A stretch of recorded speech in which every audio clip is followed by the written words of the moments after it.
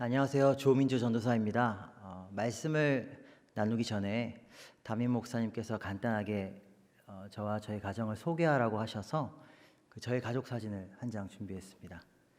네, 저고요. 사랑하는 아내 이우주 사모입니다.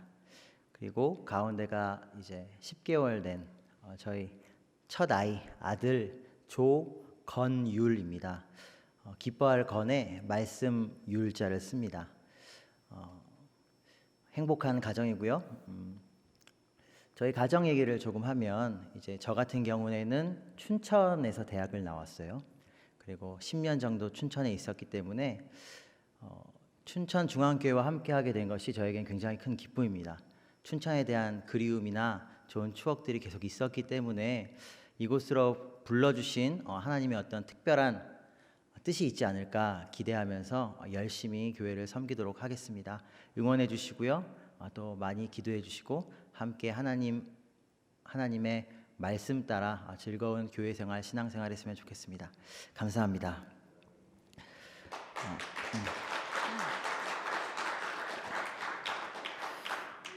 저는 오늘 성도 여러분들께 에스라서의 이야기를 잠시 소개해 드리려고 합니다. 그리고 바라기는 수요 예배 강단에 제가 설 때마다 계속해서 그런 기회가 주어질 때마다 에스라서를 계속 보았으면 하는 바람이 있습니다. 왜냐하면 에스라서야말로 구약의 모든 이야기 중에서 가장 큰 절망과 실패를 겪고 있었던 하나님의 백성들의 이야기이기 때문입니다. 동시에 그런 상황들 속에서 어떻게 하나님께서 큰 은혜로 그들을 부르시고 위로하시고 구원하시고 회복시키시는지 하나님의 놀라운 은혜의 이야기이기도 합니다. 혹시 사랑하는 성도 여러분, 낙심과 두려움과 고통 가운데 지치고 또 홀로 울고 계신 분이 계십니까?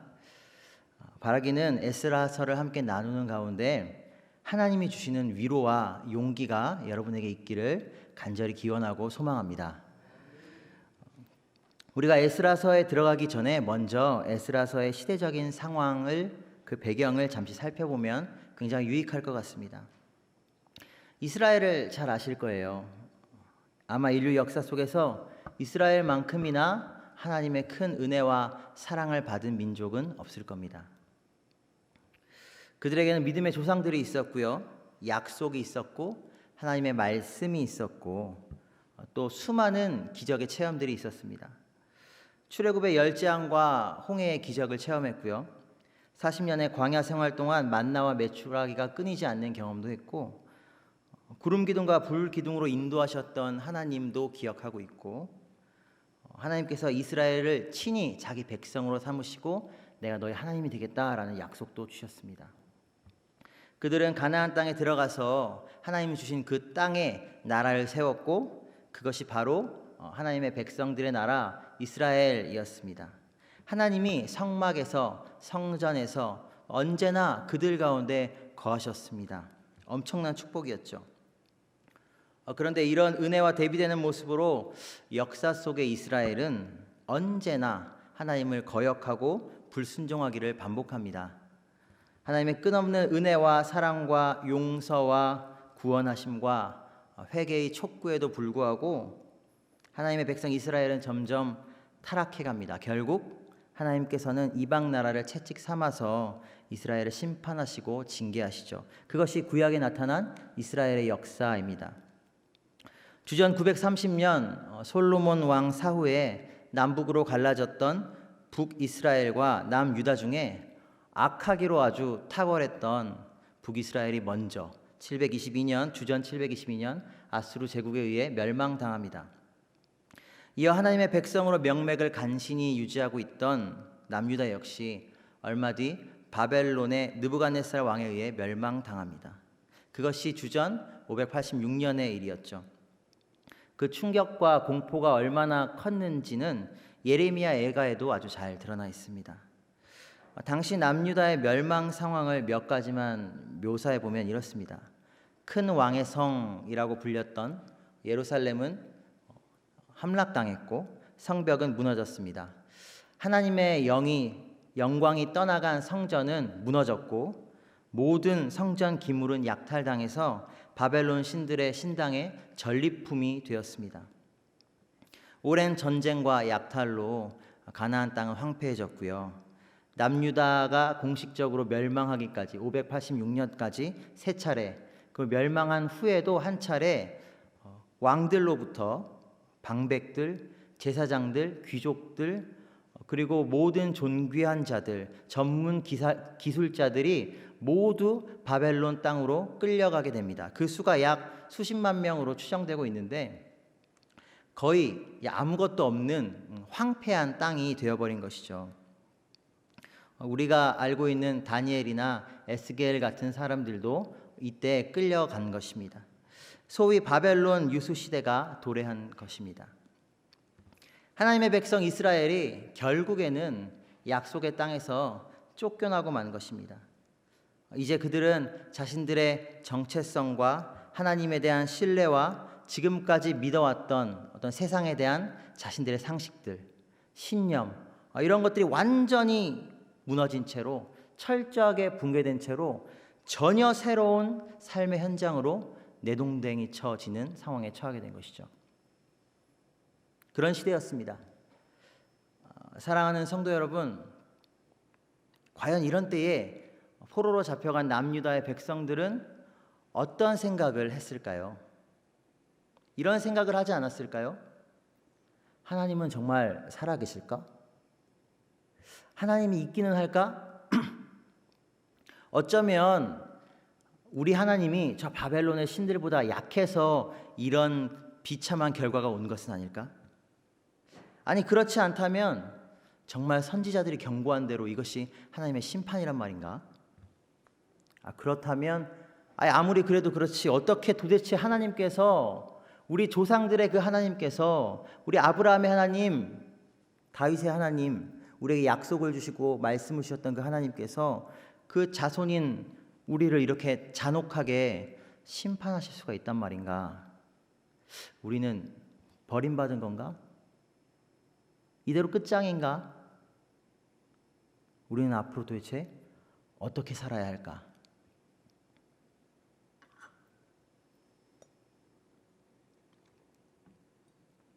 이런 질문들을 던지지 않았겠습니까? 그야말로 길이 보이지 않는 절망의 시대였습니다. 하나님을 믿는 것이 사치고 어리석음인 시대였죠. 그들의 상황이 그러했습니다. 앞을 보면 위대하고 풍요로운 바벨론의 문명과 문화가 그들을 유혹하고 있었고, 뒤를 돌아보면 그들의 나라를 멸망시키고 열국을 정복한 바벨론의 무시무시한 군대와 신들이 그들을 위협하고 있었습니다.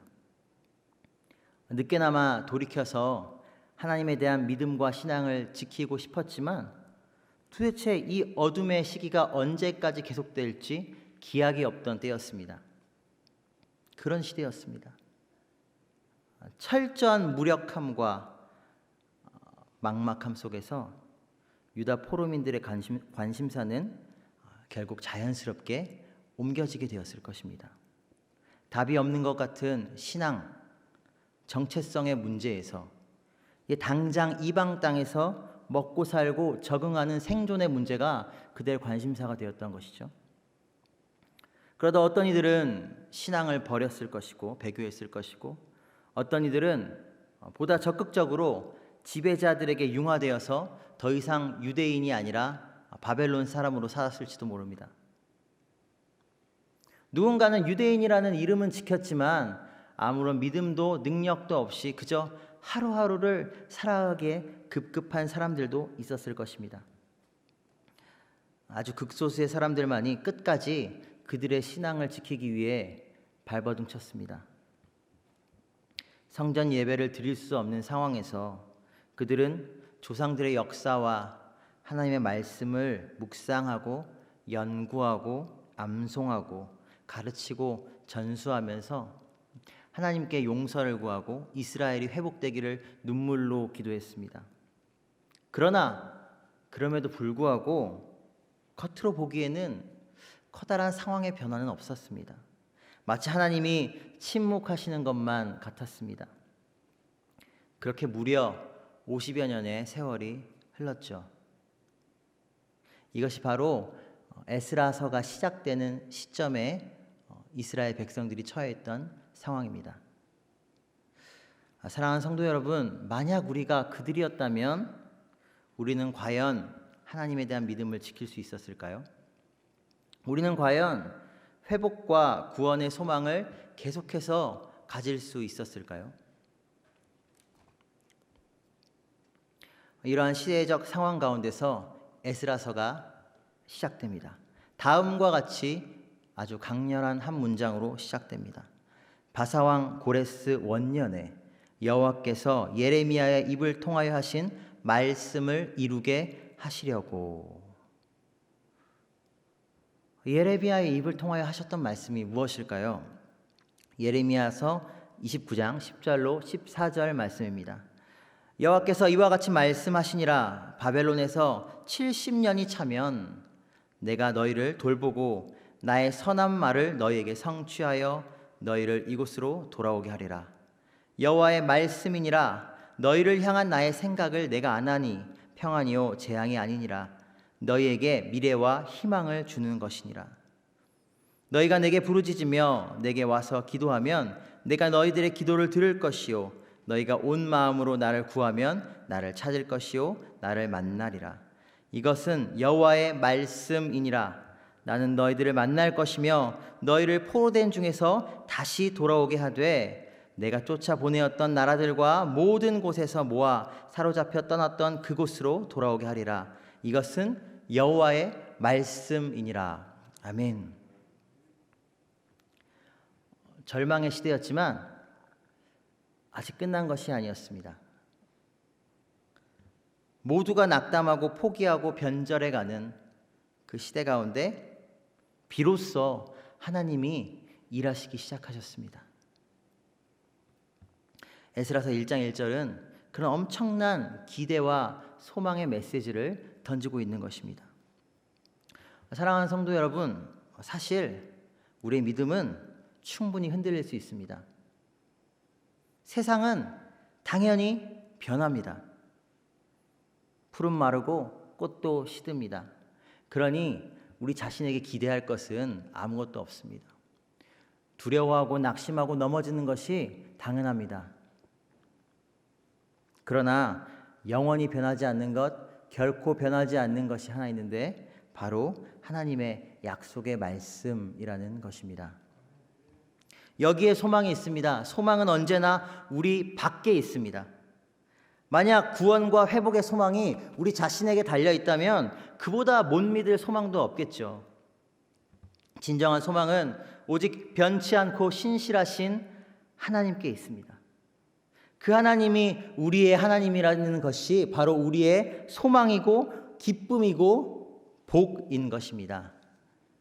시편 42편 5절 말씀입니다. 내 영혼아 네가 어찌하여 낙심하며 어찌하여 내 속에서 불안해하는가. 너는 하나님께 소망을 두라. 그가 나타나 도우심으로 말미암아 내가 여전히 찬송하리로다. 그가 나타나 도우심으로 말미암아 내가 여전히 찬송하리로다. 오늘 아침에 집을 나섰는데 안개가 자욱하게 꼈더라고요. 저 멀리 건물들이 보이지 않는 만큼 하얀 안개가 쫙 꼈더라고요. 역시 호반의 도시 춘천이다. 바닥에는 그 수증기가 얼어서 차와 바닥에 이제 빙판들이 얼음이 얼어붙었더라고요. 조심조심 언덕을 올라 교회로 왔습니다. 그런데 그렇게 빼곡했던 안개와 제 걸음을 위태위태하게 했던 얼음들이 점심을 조금 지나고 나니까 모두 없어져 버렸더라고요. 다 어디 갔을까요? 아침 해가 높이 솟아오르고 그 빛이 비치자 안개도 걷히고 얼음도 녹은 것이죠. 사랑하는 성도 여러분, 혹시 이 중에 내일 아침은 과연 해가 뜰까라고 걱정하시는 분이 계십니까? 우리가 걱정하든 걱정하지 않든 내일의 해는 또다시 떠오릅니다. 그리고 그 따스한 햇살로 우리를 비출 것입니다. 얼음을 녹일 것입니다. 안개를 걷어낼 것입니다. 해는 이렇게 참 성실합니다. 그런데 하나님께서는 그 해를 만드신 분입니다. 해가 매일 아침 떠오르는 것보다 우리의 하나님이 더 신실하신 분이십니다. 그 사실을 믿으시기 바랍니다. 그 신실하신 하나님, 그분이 우리의 소망이 되는 것입니다. 더욱이 신실하신 하나님께서는 그저 신실하신 것이 아니라 자기 백성을 향해 끊임없는 사랑과 자비를 베푸시는 분이십니다. 우리를 향한 평안과 희망의 계획을 가지고 있다라고 말씀하십니다. 우리에게 복 주시기를 기뻐하시는 하나님이라고 말씀하십니다. 예레미야 29장 11절 보니까 여호와의 말씀이니라 너희를 향한 나의 생각을 내가 아나니 평안이요 재앙이 아니니라 너희에게 미래와 희망을 주는 것이니라. 민수기 6장 24절에서 26절 말씀 보니까 여호와는 내게 복을 주시고 너를 지키시기 원하며 여호와는 그의 얼굴을 내게 비추사 은혜 베푸시기를 원하며 여호와는 그 얼굴을 내게로 향하여 드사 평강 주시기를 원하노라 할지니라. 이것이 우리를 향한 하나님의 마음이라는 것입니다. 그렇다면 그 신실하신 하나님께서 우리를 사랑하시니 이보다 더 큰 위로가 없습니다. 그것만이 아닙니다. 하나님은 신실하고 자비로우실 뿐만 아니라 그 신실하심과 자비로우심으로 우리를 향한 그 약속을 능히 차고 넘치도록 성취하실 수 있는 능력의 하나님이십니다. 오늘 말씀 속에서 하나님은 역사의 주관자시요 역사의 주인으로서 등장합니다. 주전 539년 이 때가 바로 바사 페르시아 제국의 원년입니다. 주전 539년 페르시아의 왕 고레스는 바벨론을 멸망시키고 페르시아 제국 원년을 선포합니다. 본래 페르시아는 얀산이라는 아주 작은 변방의 국가였습니다. 바벨론 동쪽에 메데 왕국이 있었고요. 그 거대한 메데 왕국 남방에 있는 속국이나 다름없는 작은 왕국이었습니다. 그런 페르시아의 왕이 메데 왕국의 공주와 결혼을 했는데 그 둘 사이에서 태어난 것이 바로 고레스 왕이었습니다. 장성한 고레스는 메데 왕국을 집어삼키고 그 기세를 몰아서 바벨론을 멸망시켜 페르시아라는 대제국을 건설하죠. 페르시아 제국을 건설한 고레스 왕은 이전의 아수르 제국이나 바벨론 제국과는 전혀 다른 정책들을 취하기 시작합니다. 제국 내에 있는 여러 포로들, 여러 지배하에 있는 민족들에게 아주 관대한 정책을 펼치는데요. 아수르의 경우에 피정복민들을 노예로 삼거나 민족 혼합 정책을 펼쳐서 그들의 문화와 종교를 아예 없애버리거나 그들의 어떤 정체성을 말살하려는 그런 정책들을 펼쳤습니다. 가혹하게 그들을 지배했습니다. 피지배민들을. 바벨론도 사실 그 노선에서 크게 벗어나지 않았던 것 같습니다. 그러나 고레스 왕은 달랐습니다. 그는 피지배 민족이 원하기만 하면 고향 땅으로 돌아갈 수 있도록 자유를 주었고 페르시아의 통치에 순응하기만 한다면 그들 가운데 지도자를 세워 그 지역의 총독으로 삼아서 어느 정도 자치권을 행사할 수 있는 자유도 허락해 주었습니다. 무엇보다 고레스는 그들의 종교와 문화를 존중해서 그들이 파괴당한 성전을 재건할 수 있도록 허락하고 또 성전 재건을 위한 여러 가지 물질적 지원도 아끼지 않았습니다. 이것은 역사적 사실로서 고레스 실린더라는 이름의 고고학 유물에 기록되어져서 현재 대형 박물관에 보관되어 있는데요. 역사적 사실입니다. 이 내용을 살펴보면 과연 에스라 1장에 묘사된 고레스의 포고문과 아주 유사하다는 것을 알 수 있습니다. 많은 사람들이 이 고레스 실린더가 발견되기 전에는 에스라서를 소설 취급했다고 합니다. 그런데 이 고레스 실린더가 발견되고야 비로소 에스라서에 나타난 이야기가 정말 역사적 사실이구나라고 인정하기 시작했다는 것이죠. 이처럼 하나님은 우리 마음속에만 계신 하나님이 아니고 그저 우리에게 감성적인 위로만 주시는 하나님이 아니고 지금 이 순간에도 과거에도 여전히 역사의 한가운데 일하시는 살아계신 하나님이시라는 겁니다. 더 놀라운 것은 이 모든 일이 이미 이때로부터 150여 년 전에 이사야 선지자를 통해서 예언되어 있다는 것이죠. 이사야 44장 28절입니다. 고레스에 대하여 이르기를 내 목자라 그가 나의 모든 기쁨을 성취하리라 하며 예루살렘에 대하여 이르기를 중건되리라 하며 성전에 대하여는 내 기초가 놓여지리라 하는지라. 45장 1절, 4절, 6절 말씀입니다. 여호와께서 그의 기름 부음을 받은 고레스에게 이같이 말씀하시되 내가 그의 오른손을 붙들고 그 앞에 열국을 항복하게 하며 내가 왕들의 허리를 풀어 그 앞에 문들을 열고 성문들이 닫히지 못하게 하리라. 내가 너보다 앞서가서 험한 곳을 평탄하게 하며 논문을 쳐서 부수며 쇠 빗장을 꺾고 내가 흑암 중에 보화와 은밀한 곳에 숨은 재물을 주어 내게 흑암 중에 보화와 은밀한 곳에 숨은 재물을 주어 내 이름을 부르는 자가 나 여호와 이스라엘의 하나님 줄을 네가 알게 하리라. 내가 나의 종 야곱 내가 택한 자 이스라엘을 위하여 내 이름을 불러 너는 나를 알지 못하였을지라도 내게 칭호를 주었노라.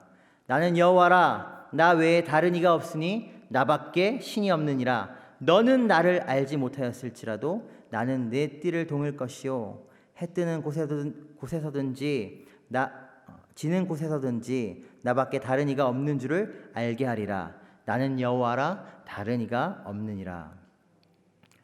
이 기록은 고레스 왕이 태어나기 150년 전에 쓰인 기록입니다.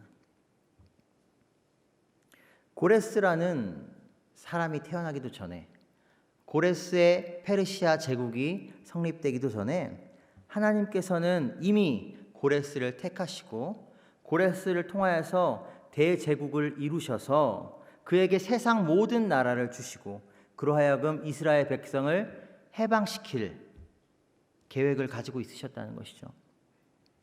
그리고 마침내 고레스의 마음을 움직이셔서 이 일을 실행하십니다.